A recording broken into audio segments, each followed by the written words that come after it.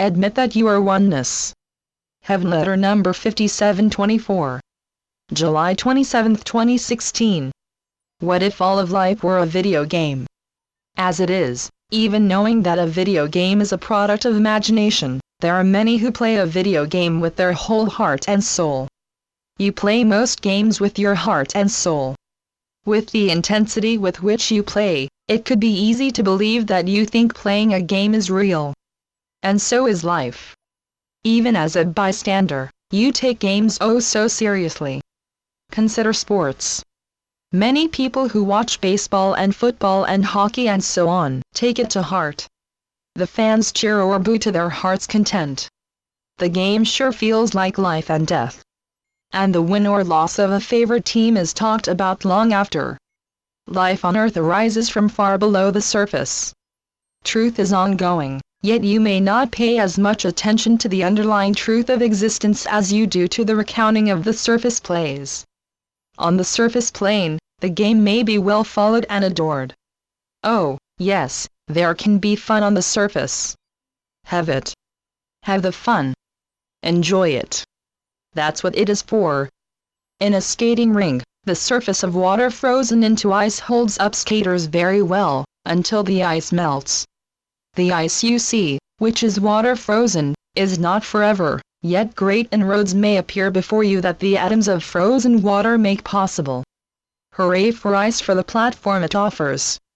Hooray for the occasions that ice presents. Everyone knows a game is a game. Higher than imagination exists. Certainly, there is higher than that which is imagined. Infinity is the realest of the real and cannot be weighed or measured, yet it is worth gold. By all means, glide on thin ice, knowing fully as you do, that you are supported by much greater than ice.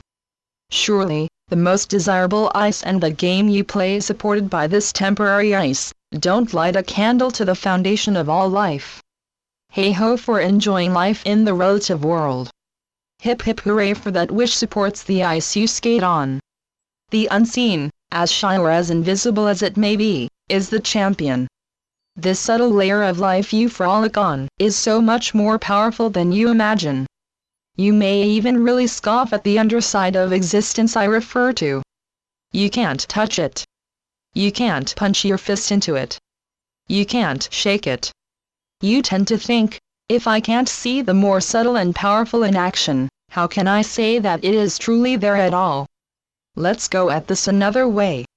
You can feel pain. You may not know precisely where the pain is coming from. You don't romanticize the pain. You may scream. No one doubts that you are in pain even though you can't point exactly to it. No one sees the pain itself, only your expression of it.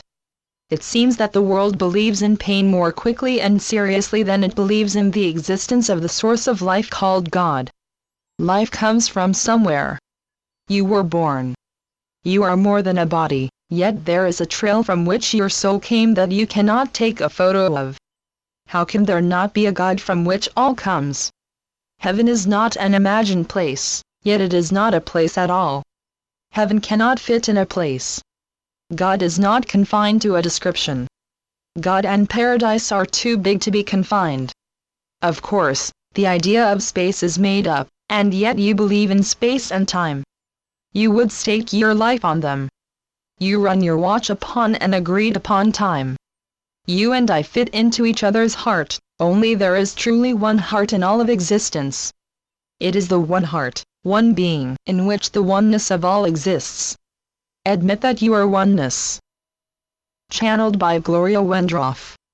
Heavenletters.org